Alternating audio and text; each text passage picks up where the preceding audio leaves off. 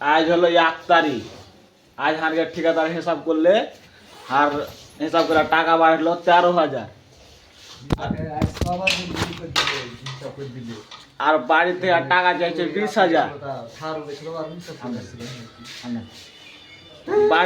বাড়ি থেকে টাকা চাইছে 20,000। এখন আমি 7,000 কোনটা থেকে ভরবো?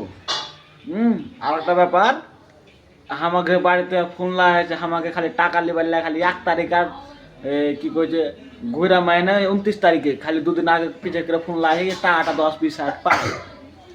তার মধ্যে ফোন লাগি বাদ কেন আমি বলে ডিস্টার্ব হয়েছি।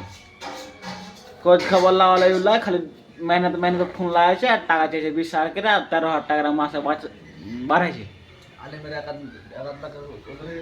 আলিমের 1 লাখ টাকা বাড়ে গেছে আর বাড়িতে চাইছে 1 লাখ টাকা।